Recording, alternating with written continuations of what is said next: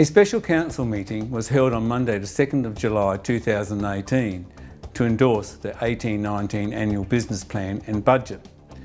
During the debate on agenda item 4.2, the 18-19 budget, Councillor Peter Charles had the floor and was speaking against the motion.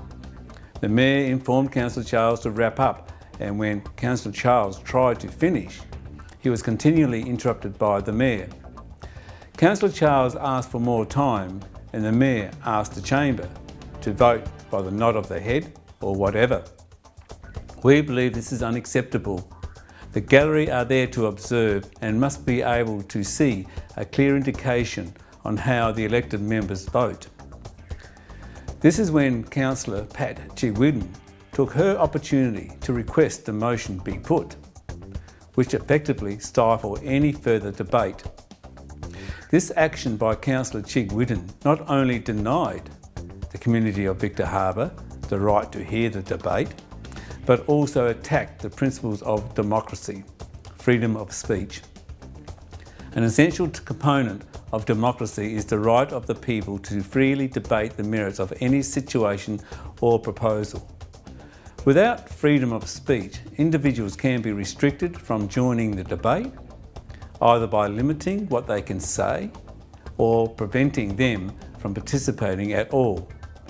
The duration of Councillor Peter Charles's speech, had there not been any interference from Mayor Graham Philp, was 4 minutes and 48 seconds, which is within the 5-minute allocated time. Yes, Councillor Charles. I also give my thanks to the staff who've put up with us over the 7 budget workshops that we had, and the public consultation and the hard work that they've done. And I think all through last year, it's all very well to say that we'll find some savings along the way, but I think all through last year, Council happily added to the costing rather than reducing it. But sometimes you have to, sometimes you don't. As usual, I've written a bit of a screed, and I do that because I don't have parliamentary privilege and I like to be reasonably safe. I have not voted in favour of an annual budget since my election to Council due to the extravagance of spending, and especially now the Council is heading for 2 years of deficits. This is a 4th budget and I shall not give a nod for approval for this one either. I know I've been responsible for proposing and voting for additional expenditures, but I have been unable to find or gain sufficient support for any savings that I and others have identified to reduce the impact to the community. I believe in the current economic environment there is no excuse to increase rates by an average of 3.5%, which is 84.21% above the consumer current price index of 1.9 as of March 2018. Heaven help the ratepayer if the CPI ever hits double figures. Rate rises should be tightly controlled and all projects undertaken should benefit the residents first and foremost, and must be kept within a reasonable revenue increase, that is CPI. The glossy, colourful 2018-19 business plan hides the Victor Harbor legacy that over a number of councils, the installation of basic infrastructure along with necessary repair and maintenance to the existing infrastructure has not been undertaken in accordance with the Council Asset Management Plan. This keeps the borrowing and debt level down and provides a great budget sales pitch. I wonder if it is possible for Council to ever catch up in providing the fundamentals and maintenance of communities' assets on what we have and what we still need. How long can this Council continue what I see as a fiddling around and maintaining assets mainly as problems arise or attending to the squeakiest wheel? We have a simple, straightforward city to care for, not at all large, in fact rather compact and surrounded by a not too vast rural area. The district of Victor Harbor must be one of the simplest places in Australia to build, maintain and manage. It should be a council's dream. I believe a serious rethink with all options on the table needs to be undertaken by the incoming council and co-opted others to examine the methods used to prepare the so-called business plan. Efficiency is the key. Priorities need to be identified, and this continual desire for growth's sake needs to be validated against statistics from other cities and towns, who may share with us what they have learned from their successes and failures in this regard.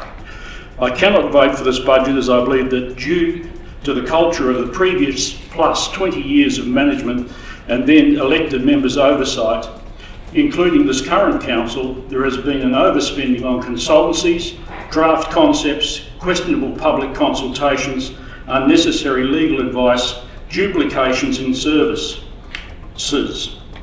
2 examples which I see as needing serious pruning and complete overhaul is the library and the Tourist Information Centre to start with. These are eating huge chunks of public money despite the large number of dedicated volunteers in each.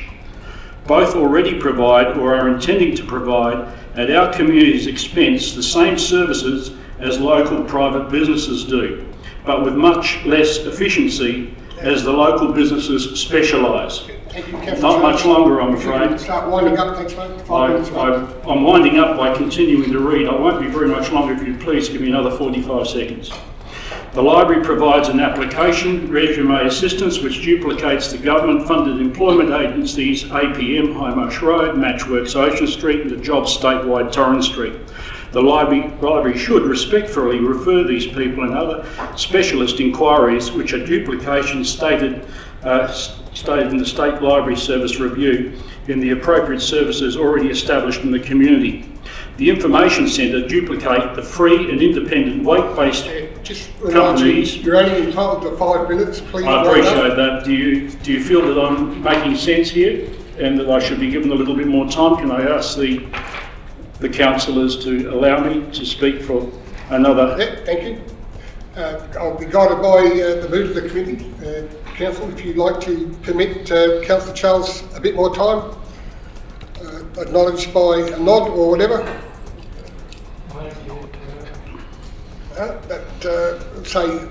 Run out of time, just wind up. Thank you, Councillor Charles.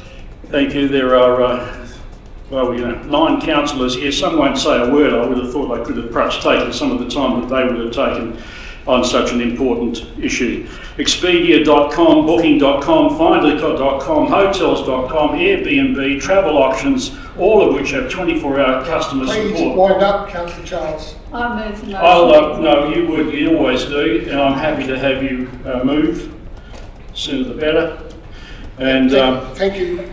I'll be speaking on South Coast Television. Thank you. You're finished. Thank you. South Coast Television contacted via email the following councillors: Pat Chigwidden, Karen Dutton, Carol Schofield, Nicholas Hayles and Moira Jenkins, who voted for the motion to be put and the 18-19 budget. They were invited to respond by email or come on camera to state their position, with no interference or editing from South Coast Television. We only received a response from Councillor Pat Chigwidden.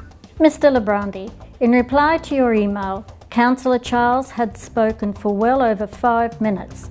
He had been asked by Mayor Philp on 2 or 3 occasions to wind up. He clearly stated he was going to continue, thereby showing no respect to the position of Chair of the meeting.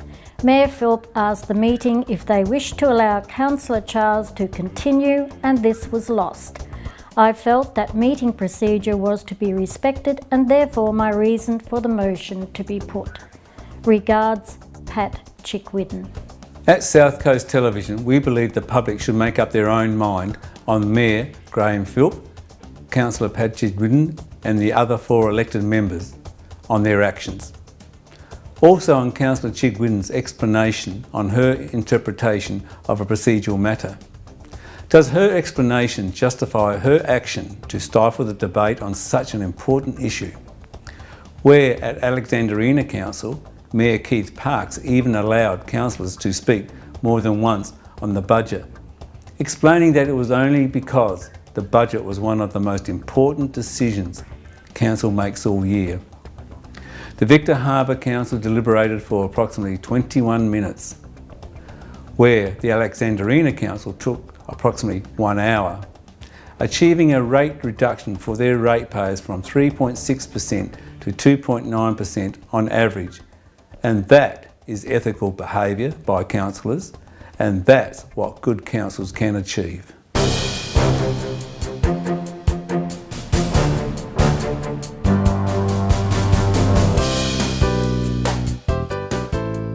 South Coast Television, your community, your voice.